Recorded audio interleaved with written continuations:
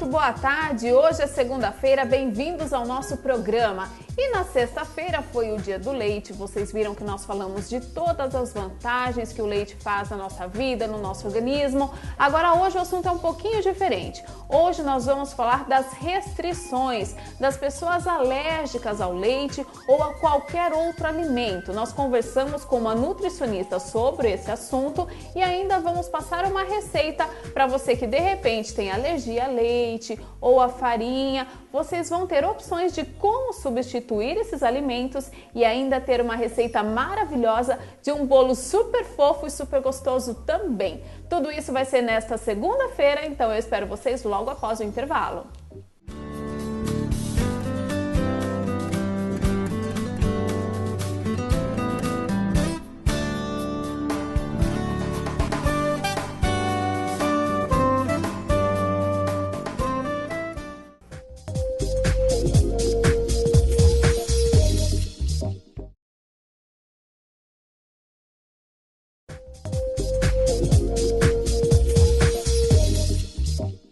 Agora vamos falar de restrições alimentares. Ela esteve novamente nos nossos estúdios, a nutricionista Thaís Pereira.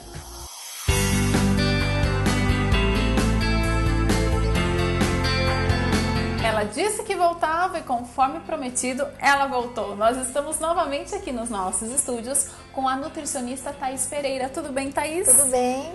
Olha só, hoje o assunto é importante. Diferença entre intolerância e alergia a alguns alimentos. Existe essa diferença? Existe. Então, a alergia, a intolerância alimentar é quando a gente ingere um alimento ou um aditivo, que é algum componente que está nesse alimento. Quando você tem uma intolerância, é como se alguma enzima do seu corpo não conseguiu quebrar esse alimento. Então, por exemplo, a lactose, então a enzima não quebra essa lactose, então normalmente é problema digestivo, flatulência, diarreia. Quando você tem uma alergia, o seu sistema imunológico é ativado. Então, pode-se dizer que a alergia acaba sendo a alergia alimentar é mais severa que a intolerância alimentar. Ou seja, o que dá mais preocupação no caso é com relação à alergia. Os pais têm que prestar muita atenção. Exatamente, tanto e também na fase adulta, né? Aí que tá, a gente já estava conversando sobre isso. Tem diferença, né, desse processo de alergia em crianças. Existem alguns alimentos que são mais alérgicos para as crianças e os adultos diferentes. Como que é isso? Os estudos comprovam que para a incidência maior de alguns alimentos para crianças, existe uma incidência maior de específicos alimentos para adultos. Isso não significa que esses alimentos... Que é regra, exatamente. Mas, são coincidências, né? Mas assim, normalmente, leite, ovos, amendoim, chocolate, a incidência maior. E farinha de trigo, a incidência maior em crianças. Adultos, peixes e frutos do mar. Normalmente é mais ou menos assim que a gente faz a divisão.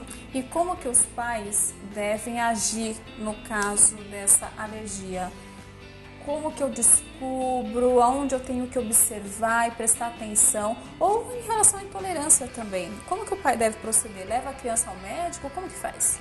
Especificamente para a alergia ao glúten, é através de exames e um gastrocirurgião que vai fazer esse diagnóstico. É assim que descobre? É assim que descobre. Claro que começa com queixa, com diarreia, com dor abdominal. Às vezes, quando está muito severo, já começa a evacuar um pouquinho de sangue. Então, com essas queixas, o médico vai tateando e vai fazendo o diagnóstico. Especificamente com o glúten. Os demais alimentos é avaliar os sintomas e retirando os alimentos de acordo com a história alimentar dessa criança ou desse adulto. Mas é importantíssimo que se entenda que só tira a partir do momento da consulta do pediatra ou da consulta de um clínico e ele vai monitorando com o nutricionista a retirada desses alimentos. Então, não é porque viu na televisão ou porque comeu um dia, tirar esses alimentos, porque os alimentos todos são importantes. E a gente só faz essa restrição após o diagnóstico médico. Existe um caminho a percorrer. Você vai ao médico, você faz a consulta, depois você passa pela nutricionista e depois você procura esse tipo de receita e essas pessoas que também são especializadas em fazer esse cardápio e essa adaptação para as pessoas que têm intolerância. É importante falar isso, né? Exatamente. Esses alimentos, essas preparações, elas são muito importantes. Vieram hoje essas pessoas especializadas a ajudar o nutricionista, a ajudar esses doentes, porque são doentes, né? Então tem muito a agregar, desde que bem indicado, com o parecer médico. Existem algumas dúvidas em relação à cocção do alimento. Então, se eu levar ao fogo por tantos minutos, vai reduzir esse componente alérgico? Não, pode até acentuar. Então, não se tem nenhum estudo ainda que diz que cozinhando mais, branqueando ele, vai reduzir. Adiantar. Não vai adiantar. Então, e não só o alimento, às vezes alguns aditivos. É muito comum, por exemplo, eu particularmente tenho alergia ao corante amarelo, aquele suco em pó alaranjado, eu tenho alergia a ele. Então, os aditivos, corantes, conservantes, acentuadores de sabor, eles são aditivos dentro do alimento e também causam alergia. E nesse caso, para as mães perceberem quando as crianças estão tendo alguma reação, tem alguns sintomas que eu consigo observar? Na verdade, esse tipo desses corantes é muito comum, as alergias tópicas mesmo, exatamente. Na pele, urticária, coceira. Então, quando está introduzindo alimentos novos para a criança, por isso que a gente orienta nunca introduzir 2 alimentos novos no mesmo dia. Para você poder observar. Para você poder observar. Então, hoje é dia de comer ovo. Então, primeiro a gema, depois a clara. Sim. Exatamente. Então, quando você vai introduzir para a criança, você sempre introduz gradativo para você conseguir entender, se tiver alguma intolerância, o que é que você... Ou seja, quando eu falo ovo, pode ser que ela tenha intolerância a gema e não a clara? Exatamente. Ou vice-versa. Olha que interessante, então, porque as pessoas acham que ovo é ovo, né? Mas não, de repente você pode usar uma das duas partes. Exatamente. Então, por exemplo, um paciente que tem uma necessidade proteica, mas tem um colesterol alto, então a gente pode desprezar a gema e usar só a clara, que é a albumina, que é super saudável e é zero de gordura. E existe caso da criança não ter e de repente depois adulto ter essa intolerância? Existe? Desenvolve? O sistema imunológico, ele pode a qualquer momento entender como um agressor, ativar o seu sistema imunológico para você ficar alérgico. Existe sim. Isso, meu Deus do céu. Ou seja, se eu não sou alérgica a leite e depois, de repente, na vida adulta, eu especificamente ao leite, 80% dos adultos têm uma intolerância ou alergia ao leite. É mesmo? Exatamente. Então, é desconforto gástrico e é muito comum. Bom, então o básico que eu acho que as pessoas têm que entender com relação à alergia e intolerância é realmente consultar o médico, prestar atenção no que come, depois procurar um nutricionista para fazer direitinho o que tem que ser feito. Em casos específicos, se você quiser comer alguma coisa diferente, por exemplo, a nossa receita vai ser de um bolo de brigadeiro com morangos. Coisa boa. Porque a criançada gosta de doce, né? Mas tem restrição alimentar. Então, para não deixar o seu filho sem isso, em datas comemorativas, ocasiões especiais, você pode procurar e ter uma receita diferenciada como essa. Agora, por exemplo, em um bolo, não precisa utilizar necessariamente o leite de soja. Hoje no mercado existe o leite isento de lactose, que ele é a base do leite de vaca. Então, nutricionalmente para a criança é mais favorável. Mais saudável. Mais saudável. Então, até porque a soja também é um indicador alergênico significativo. Entendi. Então, essas substituições têm que ser individualizadas. Entendi. Então, individual. Cada caso, cada criança, a gente tem que estudar e fazer o cardápio certinho para cada uma. Agora, eu já entendi que eu posso desenvolver essa questão dessa intolerância depois de adulto. Mas eu consigo sarar dela depois ou não?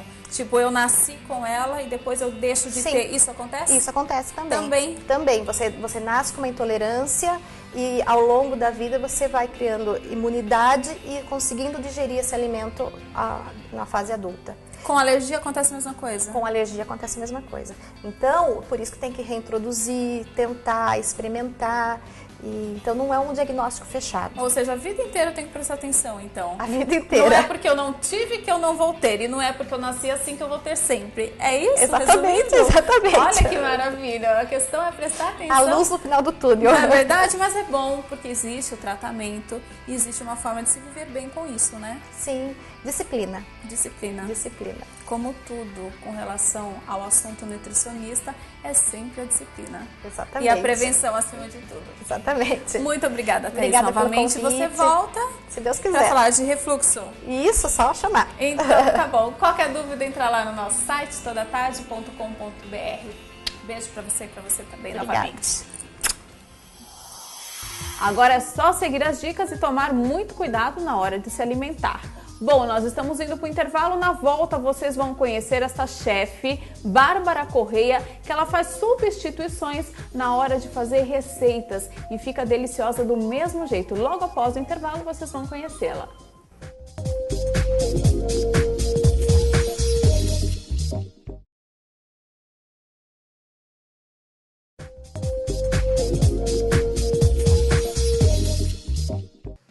Para você que adora o nosso bloco de culinária, hoje nós vamos fazer uma receita um pouco diferente, mas eu tenho certeza que vocês vão adorar. Eu estou aqui com a chefe de cozinha, Bárbara Correia. Tudo bem, Bárbara? Tudo bem.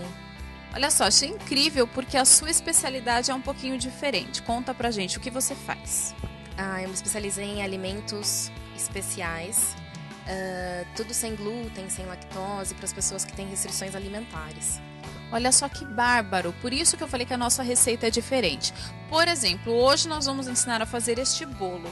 E este bolo você estava falando para mim que ele não tem lactose, não tem farinha, é isso? Exatamente, não tem a farinha de trigo, que é substituída pela fécula. Então nós não temos glúten nesse bolo e nem a lactose, que a gente consegue substituir pela soja. E olha que bacana, neste caso nós substituímos aqui a lactose e a farinha. Porém, você faz adaptação em qualquer cardápio, né? Exatamente. Nós podemos tirar ovos dos bolos, tudo que a pessoa tiver de restrição a gente consegue adaptar. E olha, a gente tem que ter cuidado, porque ela estava explicando aqui pra gente que não é só uma questão de você adaptar o alimento. Na hora de manusear, tem que ter um cuidado especial. Exatamente. O grande problema agora não é nem tanto dos ingredientes, mas sim da forma como as pessoas manipulam os ingredientes. Ou seja, você estava me contando que se tiver próximo alguma coisa que não possa, vai pro ar. Como que é isso? Explica pra mim direito. Exatamente. É o que a gente chama de contaminação cruzada. Quando, por exemplo, eu tenho algum alimento, um bolo aqui com lactose e com glúten e aqui sem lactose e sem o glúten. Então, um acaba contaminando o outro. Caso eu encoste, caso tenha contato, os dois alimentos, eles se contaminam. Ou seja, uma colher, uma espátula, qualquer coisa que tenha relado, de repente, em alguma coisa, eu vou usar na minha receita, eu já contaminei. Já contaminei. Então, o ideal é utilizar sempre tudo separado. Todos os bolos que eu uso são separados, todas as formas que eu utilizo são separados, até mesmo o forno é bom que seja separado, para não haver a contaminação. Agora, o melhor de tudo isso é o resultado final, porque as crianças se lambuzam e não percebem. Exatamente. Esse é o quê da coisa, é a gente conseguir fazer com que eles comam sem perceberem que é soja, que não tem a lactose, que não tem o glúten. E que não tem o ovo, que ela vai fazer amanhã um aniversário, que ela estava me contando, de bolo sem ovo. Sem ovos, tudo sem ovos e sem a lactose. Olha que incrível, e a criançada vai se lambuzar, até porque ela usa aqui um ingrediente que daqui a pouquinho ela vai ensinar para vocês na receita, que chega a ser mais doce do que o próprio leite condensado. Exatamente, por isso as crianças gostam. Eu vou adorar também. Vim na receita porque, né? Olha só.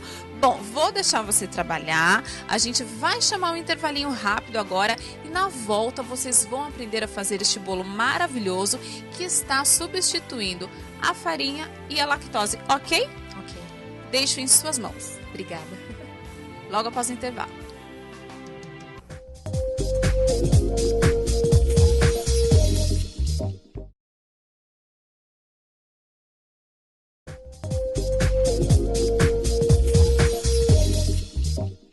Bom, Tati, hoje vamos à receita do nosso bolo de brigadeiro com morango, sem glúten e sem lactose. Aqui nós temos 6 claras, 9 gemas e 2 xícaras de açúcar. Nós vamos bater as claras em neve e vamos adicionar as gemas e o açúcar e bater por 3 minutos. Esse é o resultado que nós vamos obter. Logo depois, o segredo é misturar o nosso fermento químico com a nossa fécula.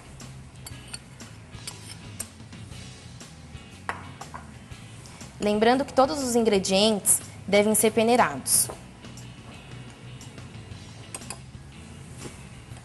Agora o segredo é a gente misturar com as mãos. Sempre delicadamente, com movimentos de baixo para cima.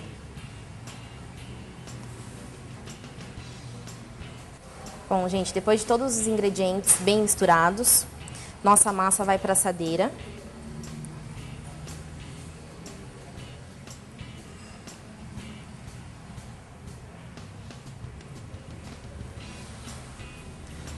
E agora a gente vai levar a massa para o forno, pré-aquecido a 180 graus, até o bolo dourar.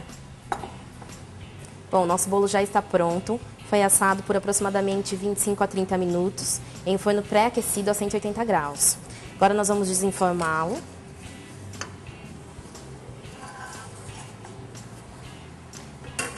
E passar para um prato, ou como esse prato de isopor que a gente tem aqui, que é mais fácil, pois a gente pode transportar o bolo de um prato para outro. Agora a gente desenforma. E vamos cortar esse bolo ao meio.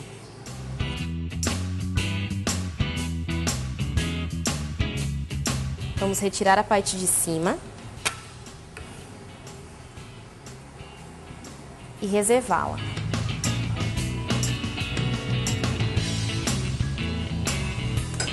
Com a massa do bolo pronta, agora nós vamos para o recheio de brigadeiro com morango. Esse é o condensado de soja, que tem um sabor diferente do nosso leite condensado. Ele é um pouco mais doce, mas é o que as crianças gostam. Bom, ele vai para a panela. E nós vamos fazer o modo de preparo idêntico ao nosso brigadeiro normal. Agora nós vamos adicionar o chocolate em pó, 50% cacau. Por que eu não vou adicionar um chocolate adocicado? Porque o condensado de soja já tem um sabor diferente e é bem doce. Então a gente tem que quebrar um pouco esse excesso de açúcar.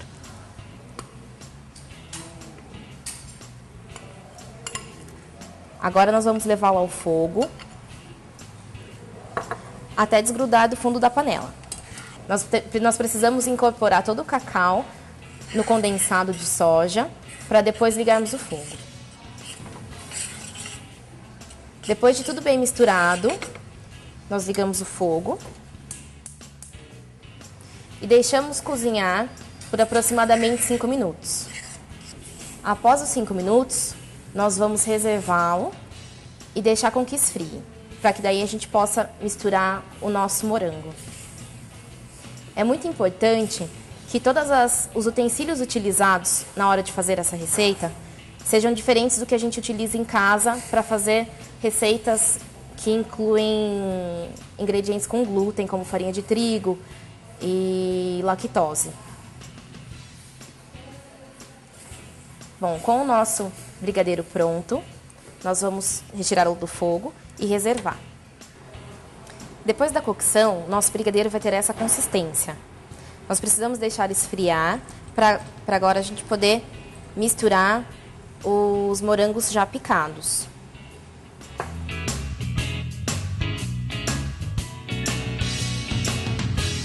Depois do recheio pronto, nós vamos rechear o bolo e reservar. Deixar em geladeira por no mínimo 30 minutos. Essa é a nossa massa já cortada. E agora nós vamos adicionar o recheio. Para ficar mais fácil, nós pegamos a nossa forma em que o bolo foi assado e colocamos papel alumínio. É bom deixar sobras no papel alumínio para que depois a gente possa envolver o bolo. Então nós vamos pegar a nossa massa que nós já cortamos e transferi-la para a forma. Então, agora nós vamos colocar o recheio.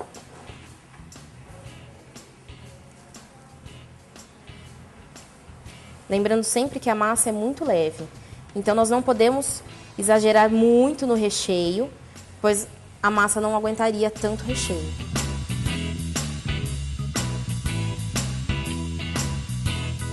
Agora nós vamos colocar a parte de cima do bolo,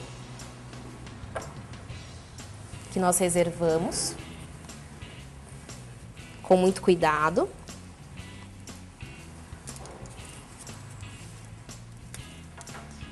E vamos compactá-la. Não precisa ter medo de apertar.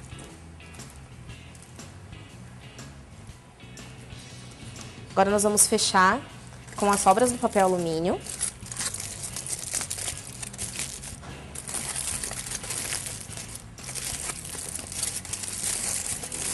E vamos levar o bolo para a geladeira por aproximadamente 30 minutos. Essa é a consistência do nosso glacê. Agora nós vamos cobrir o bolo e decorá-lo de uma maneira bem simples. Bom, nosso bolo já descansou 30 minutos na geladeira. Agora nós vamos desenformá-lo.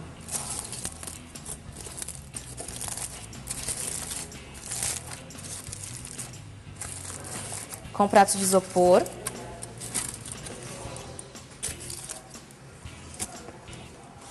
Essa é a parte crítica.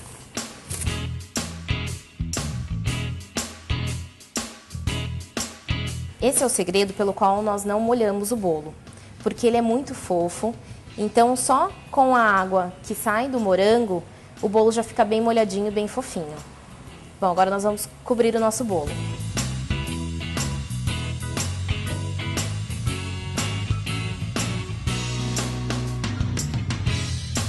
Bom, a hora de cobrir o bolo é o momento que nós temos de acertar todas as imperfeições que possam ter ocorrido durante o cozimento do bolo.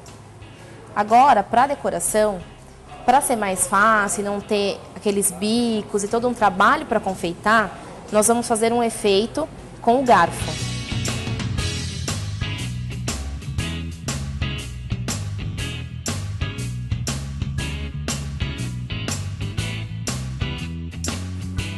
Bom, gente, finalizamos o nosso bolo. Espero que vocês tenham gostado.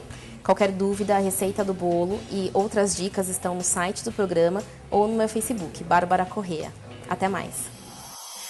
Legal a receita, né? Mas lembre-se que antes de fazer, o importante mesmo é consultar o médico. E se você tem qualquer dúvida do nosso programa, corra lá todatarde.com.br. Temos também Facebook e temos Twitter. Bom, e o programa de amanhã também está muito legal. Vocês vão aprender a fazer bolo de milho agora para a festa julina. Ainda vamos falar de um assunto importante, Dia Internacional do Combate às Drogas. E vamos começar uma série falando de saúde bucal. Tudo isso nesta terça-feira. Espero vocês no mesmo horário.